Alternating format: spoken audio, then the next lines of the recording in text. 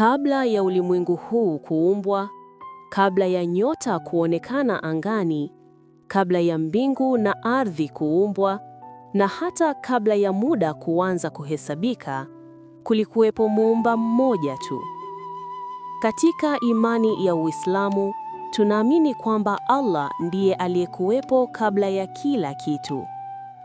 Allah hana mwanzo wala mwisho. Hakuna aliyemuumba, hakuna kitu kinachofanana naye. Yeye si kama viumbe wake. Wakati viumbe wote wana mwanzo na mwisho, Allah yupo milele. Katika hatua ya mwanzo kabisa ya historia ya ulimwengu, hakukuwa na mbingu, hakukuwa na ardhi, hakukuwa na jua, wala hakukuwa na mwezi. Hakukuwa hata na malaika, majini au binadamu. Kulikuwepo Allah peke yake. Mtume Muhammad alieleza katika hadithi kwamba hapo mwanzo Allah alikuwepo na hakukuwa na kitu kingine pamoja naye. Hii inaonyesha kwamba ulimwengu wote tunaoona leo ulianza baada ya uamuzi wa Allah kuumba viumbe. Katika mafundisho ya Uislamu, tunaelewa kuwa Allah ndiye muumba wa kila kitu. Kila kilichopo katika ulimwengu huu kiliumbwa kwa mpango na hekima yake. Hata vitu vidogo sana kama chembe za hewa vina mpangilio wake, na hata vitu vikubwa sana kama nyota na sayari vina mpangilio wake.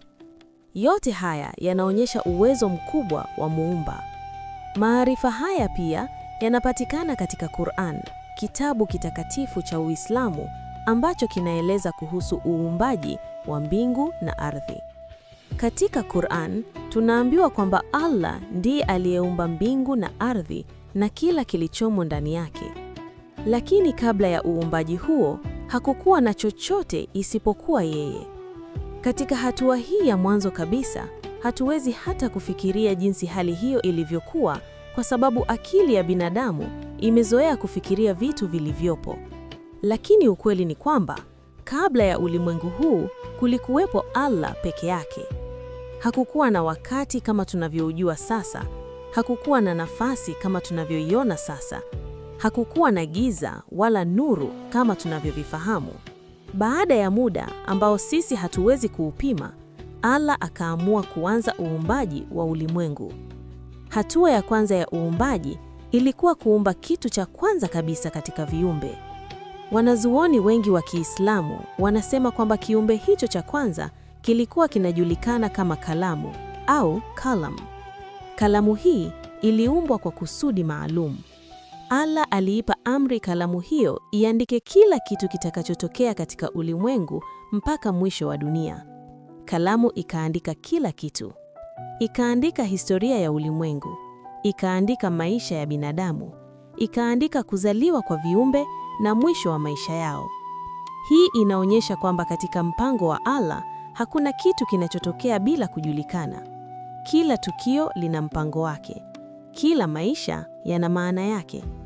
Baada ya hatua hii ya kwanza ya uumbaji, Allah akaendelea kuumba viumbe vingine kwa mpangilio wake.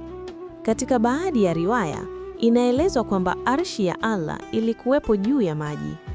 Arshi ni mojawapo ya viumbe vikubwa zaidi vilivyowahi kuumbwa. Ukubwa wake ni mkubwa sana kiasi kwamba akili ya binadamu haiwezi kuuelewa kikamilifu. Lakini pamoja na ukubwa wa viumbe vyote, Allah bado ni mkuu kuliko kila kitu alichokiumba. Kwa hiyo, mwanzo wa hadithi ya uumbaji wa ulimwengu unaanza hapa. Kabla ya mbingu, kabla ya ardhi, kabla ya malaika, kabla ya jini, kulikuwepo Allah peke yake. Na hapo ndipo safari ya uumbaji ilipoanza.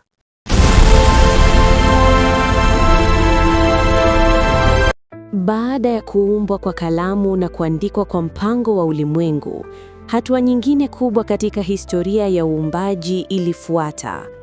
Ni kiumbe gani kikubwa kilichoumbwa baada ya kalamu? Na ni nini kilikuwepo kabla ya mbingu na ardhi? Katika sehemu hii ya 3, tutachunguza siri ya arshi na maji katika mwanzo wa uumbaji wa ulimwengu.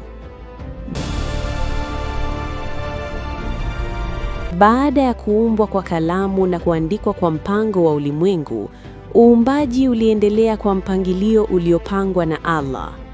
Katika mafundisho ya Uislamu, mojawapo ya viumbe vikubwa zaidi vilivyowahi kuumbwa ni Arshi ya Allah. Arshi ni kiti cha enzi cha Allah. Lakini ni muhimu kuelewa kwamba Arshi si kama viti tunavyovifahamu katika maisha ya kawaida. Ni kiumbe kikubwa sana kilichoumbwa kwa uwezo wa Allah. Ukubwa wake ni mkubwa sana kiasi kwamba akili ya binadamu haiwezi kufikiria au kupima ukubwa wake. Katika Qur'an, tunaambiwa kwamba Arshi ya Allah iko juu ya viumbe vyote. Wanazuoni wa Kiislamu wanaeleza kwamba Arshi ni mojawapo ya viumbe vikubwa zaidi katika ulimwengu. Pia inaelezwa katika Qur'an kwamba kabla ya kuumbwa kwa mbingu na ardhi, Arshi ya Allah ilikuwa juu ya maji. Hii inaonyesha kwamba katika mwanzo wa uumbaji kulikuwepo maji kabla ya kuumbwa kwa ulimwengu tunaoujua leo. Hapa tunaona hatua nyingine muhimu katika mpango wa uumbaji. Kabla ya mbingu 7 kuumbwa, kabla ya ardhi kuumbwa, kulikuwepo Arshi na maji. Lakini hata Arshi yenyewe ni kiumbe kilichoumbwa, na muumbaji wa Arshi ni Allah. Hii inaonyesha tena kwamba Allah ni mkuu kuliko kila kitu kilichopo katika ulimwengu. Baada ya kuumbwa kwa Arshi, Allah akaumba malaika wanaobeba Arshi. Malaika hawa ni viumbe wakubwa sana walioumbwa kwa nuru. Kazi yao ni kubeba Arshi ya Allah kwa amri yake. Ukubwa wa malaika hawa umeelezwa katika baadhi ya hadithi kuwa ni mkubwa sana kiasi kwamba umbali kati ya mabega yao unaweza kuwa mkubwa sana kwa kipimo cha binadamu. Hii inaonyesha ukubwa wa viumbe vya mwanzo wa ulimwengu. Lakini pamoja na ukubwa wa viumbe hivi vyote, bado Allah ndiye mkuu kuliko vyote. Katika mpangilio wa uumbaji, Arshi ina nafasi muhimu sana. Ni ishara ya utukufu na ukuu wa Allah juu ya viumbe vyote. Baada ya kuumbwa kwa Arshi na maji, mpango wa uumbaji uliendelea. Allah akaanza kuandaa uumbaji wa ulimwengu tunaujua leo. Hatua kwa hatua, uumbaji uliendelea. Mbingu zikaandaliwa, nyota zikaumbwa, na hatimaye ardhi ikaandaliwa kwa ajili ya viumbe watakaokuja kuishi ndani yake. Lakini kabla ya yote hayo, kulikuwa na hatua nyingine muhimu sana katika uumbaji. Hatua hiyo ilikuwa kuumbwa kwa viumbe wa nuru wanaoitwa malaika. Malaika ni viumbe maalum walioumbwa kwa nuru. Hawana dhambi, hawakaidi amri za Allah, na kazi yao ni kutekeleza maagizo ya Muumba. Katika sehemu inayofuata ya series hii, tutazungumza kuhusu mwanzo wa uumbaji wa malaika. Tutajifunza malaika waliumbwaje na ni majukumu gani waliopewa katika ulimwengu. Hapo ndipo hadithi ya uumbaji inaendelea. Hii ndiyo ilikuwa siri ya Arshi na maji katika mwanzo wa uumbaji.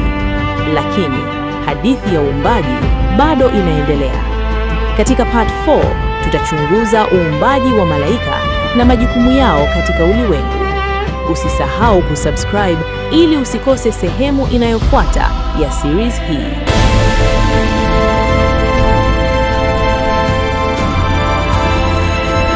Kabla ya mbingu kuumbwa, kabla ya ardhi kuwepo, na hata kabla ya malaika na majini kuumbwa, kulikuwa na kiumbe cha kwanza kabisa katika ulimwengu. Ni kiumbe gani hicho? Na kwa nini kiliumbwa? Katika sehemu hii ya pili ya safari ya uumbaji, tutafahamu siri ya kiumbe cha kwanza kuumbwa katika ulimwengu kwa mujibu wa Uislamu.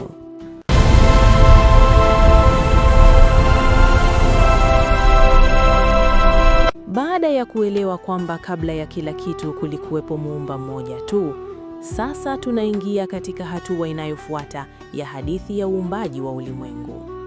Katika mafundisho ya Uislamu, tunaamini kwamba Allah ndiye muumba wa kila kitu. Yeye ndiye aliyekuwepo kabla ya ulimwengu, na kwa uwezo wake alianza uumbaji wa viumbe. Hatua ya kwanza kabisa ya uumbaji ilikuwa kuumbwa kwa kiumbe kinachojulikana kama kalamu, au kwa Kiarabu qalam. Kalamu hii haikuwa kalamu ya kawaida kama tunazotumia kuandika kila siku. Ilikuwa ni kiumbe maalum kilichoumbwa kwa kusudi muhimu sana katika mpango wa ulimwengu. Mtume Muhammad alieleza katika hadithi kwamba kitu cha kwanza kuumbwa na Allah kilikuwa kalamu. Baada ya kuumbwa, Allah aliipa kalamu hiyo amri moja. Aliiambia iandike. Kalamu ikauliza, niandike nini? Allah akaamuru kalamu iandike kila kitu kitakachotokea katika ulimwengu mpaka siku ya mwisho ya dunia. Hapo ndipo kalamu ilianza kuandika. Iliandika historia yote ya ulimwengu. Iliandika kuzaliwa kwa nyota. Iliandika kuumbwa kwa mbingu na ardhi. Iliandika maisha ya viumbe wote watakaokuja kuishi duniani. Hapo ndipo kalamu ilianza kuandika. Iliandika historia yote ya ulimwengu. Iliandika kuzaliwa kwa nyota. Iliandika kuumbwa kwa mbingu na ardhi. Iliandika maisha ya viumbe wote watakaokuja kuishi duniani. Hata maisha ya kila mwanadamu yaliandikwa, kuanzia siku atakayozaliwa, matendo atakayofanya, na hata siku ya mwisho ya maisha yake. Katika mafundisho ya Kiislamu, jambo hili linajulikana kama kadari. Hii ina maana kwamba Allah anajua kila kitu kitakachotokea. Hakuna tukio linalotokea bila kujulikana na Muumba. Lakini pia, binadamu amepewa uwezo wa kuchagua mema au mabaya katika maisha yake. Baada ya kalamu kuandika mpango wote wa ulimwengu, maandishi hayo yalihifadhiwa katika kitu kinachojulikana kama Lauh al-Mahfudh. Lauh al-Mahfudh ni ubao uliohifadhiwa ambao ndani yake kuna mpango wote wa ulimwengu. Ndani yake kuna historia ya viumbe. Ndani yake kuna matukio yote yatakayowahi kutokea. Maarifa haya yanaonyesha hekima kubwa ya Muumba. Katika Qur'an, tunaelezwa mara nyingi kwamba Allah ndiye muumba wa mbingu na ardhi na kila kilichomo ndani yake. Ulimwengu huu mkubwa sana, una mamilioni ya nyota na sayari, lakini kila kitu kinafanya kazi kwa mpangilio maalum. Jua linachomoza kila siku, nyota zinatembea katika njia zao, bahari zinabaki katika mipaka yao. Hii yote inaonyesha mpango na hekima ya Muumba. Na hadithi ya uumbaji inaendelea. Baada ya kuumbwa kwa kalamu na kuandikwa kwa mpango wa ulimwengu, Allah akaendelea kuumba viumbe vingine vikubwa zaidi. Katika sehemu inayofuata, tutazungumza kuhusu mojawapo ya viumbe vikubwa zaidi vilivyowahi kuumbwa. Kiumbe hicho kinajulikana kama Arsh, na hapo ndipo hadithi ya uumbaji inaendelea.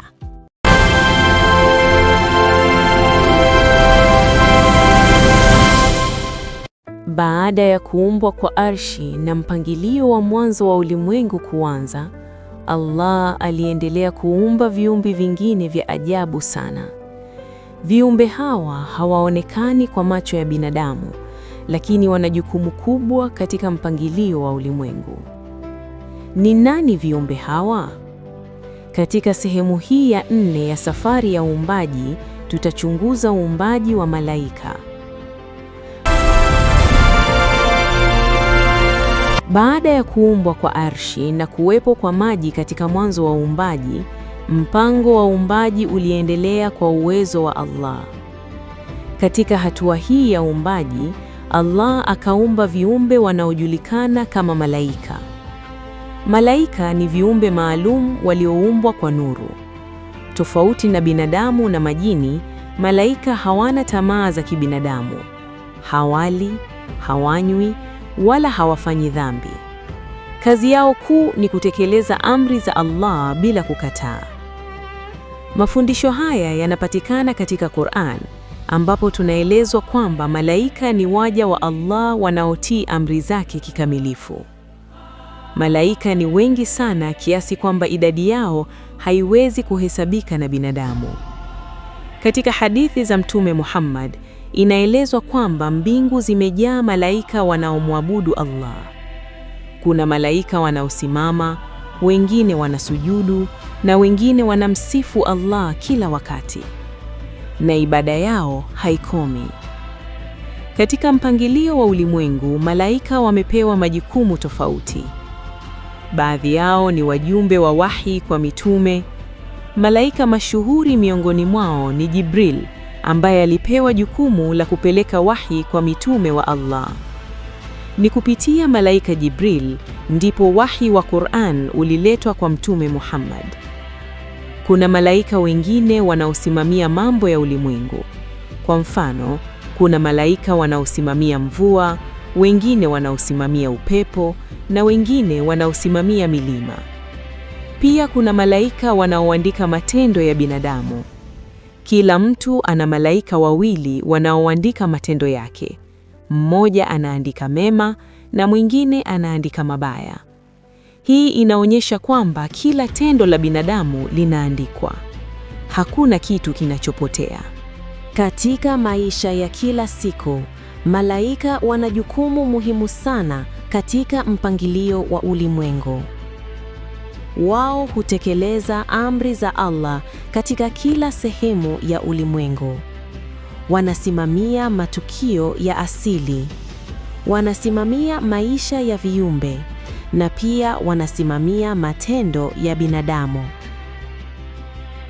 Lakini pamoja na majukumu yao makubwa, malaika hawajivuni, hawana kiburi. Wanabaki kuwa waja wanyenyekevu wanaomwabudu Allah kila wakati. Hii ndiyo tofauti kubwa kati ya malaika na baadhi ya viumbe wengine waliokuja baadaye. Baada ya kuumbwa kwa malaika, Allah aliendelea na uumbaji wa viumbe wengine. Katika hatua inayofuata ya uumbaji, Allah akaumba viumbe wanaoitwa majini.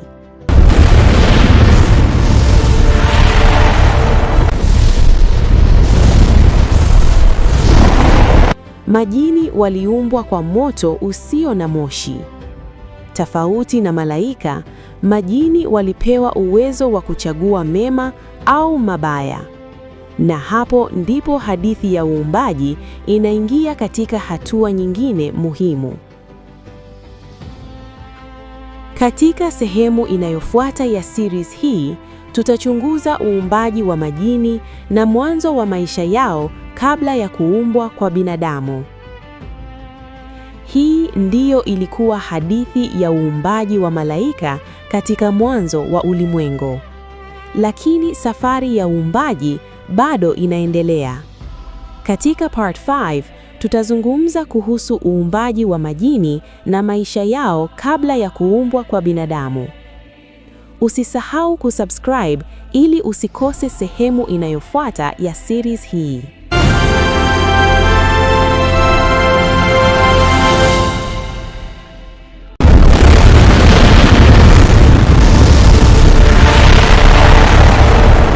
Kabla ya binadamu kuumbwa, kulikuwepo viumbe waliokuwa wanaishi katika ulimwengu huu. Viumbe hawa hawakuumbwa kwa udongo kama binadamu wala kwa nuru kama malaika. Waliumbwa kwa kitu kingine kabisa. Ni nani viumbe hawa? Katika sehemu hii ya 5, tutachunguza uumbaji wa majini na mwanzo wa maisha yao. Baada ya kuumbwa kwa malaika, mpango wa uumbaji uliendelea kwa uwezo wa Allah. Katika hatua hii ya uumbaji, Allah akaumba viumbe wanaoitwa majini. Majini ni viumbe maalum walioumbwa kwa moto usio na moshi. Hii ni tofauti kabisa na malaika ambao waliumbwa kwa nuru na binadamu ambao waliumbwa kwa udongo. Katika Qur'ani, tunaelezwa kuwa majini waliumbwa kabla ya binadamu. Hii ina maana kwamba kabla ya binadamu kuanza kuishi duniani, majini tayari walikuwa wanaishi katika ulimwengu huu. Tofauti na malaika, Majini walipewa uwezo wa kuchagua.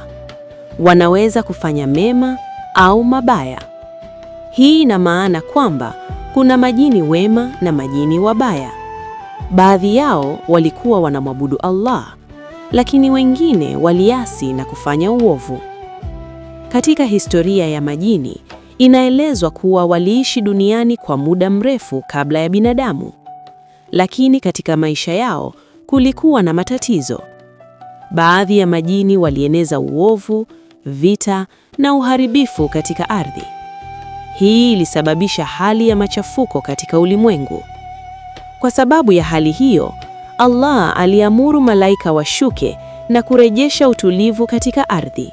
Majini wengi walishindwa katika mapambano hayo na baadhi yao waliondolewa duniani. Lakini katika miongoni mwa majini kulikuwa na kiumbe mmoja aliyekuwa tofauti. Kiumbe huyo alikuwa akimwabudu Allah sana.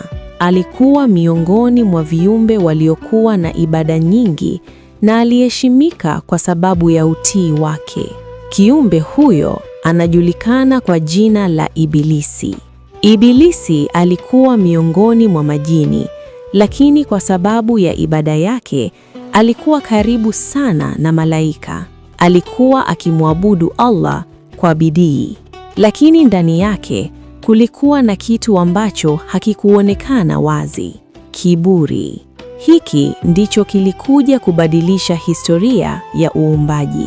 Kwa sababu baada ya hatua hii, Allah aliamua kuumba kiumbe kipya kabisa. Kiumbe huyo alikuwa binadamu wa kwanza. Na hapo ndipo tukio kubwa lilitokea ambalo lilimfanya Ibilisi abadilishe msimamo wake.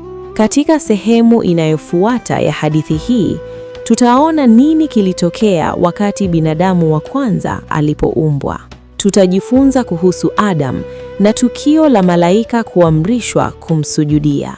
Na hapo ndipo hadithi ya uumbaji inaingia katika sehemu ya kusisimua zaidi.